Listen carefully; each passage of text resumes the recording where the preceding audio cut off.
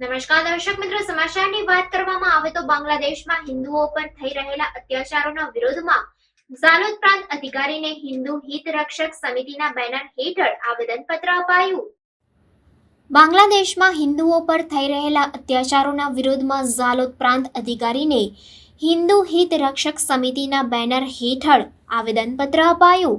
બાંગ્લાદેશના હિન્દુઓ પર અત્યાચારો થઈ રહ્યા છે તે બંધ કરવા હિન્દુ હિત રક્ષક સમિતિ ઝાલોદ દ્વારા જનાક્રોશ રેલી કાઢવામાં આવી હતી। આ રેલીમાં ઝાલોદ નગરજનો, હિન્દુ સંગઠનો, હિન્દુ વેપારી વર્ગ અને હિન્દુઓ જોડાયા હતા।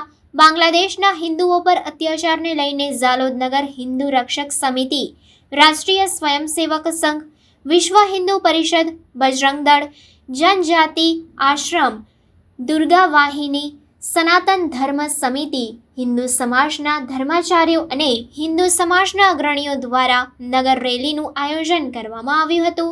જન આક્રોશ રેલીમાં હિન્દુ સંગઠનો મોટી સંખ્યામાં જોડાયા હતા। દાહોદ જિલ્લાના ઝાલોદ તાલુકાના ઝાલોદ નગરમાં હિન્દુ હિત રક્ષક સમિતિ ઝાલોદ દ્વારા જન આક્રોશ રેલીમાં જે બાંગ્લાદેશમાં લઘુમતી હિન્દુઓ પર થતા અત્યાચાર, આગજંપી, લૂંટફાટ અને મહિલાઓ પર થતા અમાનવીય ગુનાઓ બંધ થાય અને બાંગ્લાદેશમાં લઘુમતી હિન્દુઓ જેમણે તોફાનોમાં ઘર, દુકાન ગુમાવ્યા છે તેમને બાંગ્લાદેશની સરકારે પૂરેપૂરી બાંગ્લાદેશમાં લઘુમતી હિન્દુઓને રક્ષા આપવી જોઈએ। હિન્દુ હિત રક્ષક સમિતિ ઝાલોદ દ્વારા જન આક્રોશ રેલીમાં સાઇનબોર્ડ સાથે ઝાલોદ નગરના વિવિધ વિસ્તારોમાં આ રેલી કાઢવામાં આવી હતી। ત્યારબાદ ઝાલોદ મામલતદારને હિન્દુ હિત રક્ષક સમિતિ ઝાલોદ દ્વારા જન આક્રોશ રેલી કાઢી આવેદનપત્ર આપવામાં આવ્યું હતું। આસપાસના તાલુકામાંથી જે બાંગ્લાદેશમાં હિન્દુ સમાજ પર અત્યાચાર થઈ રહ્યો છે, બેન બેટીઓની ઇજ્જત લૂંટાઈ રહી છે, તે સંદર્ભે જન આક્રોશ રેલી નગરના હરેક પરિવારમાંથી લોકોએ આવીને આ રેલીને સમર્થન આપ્યું છે।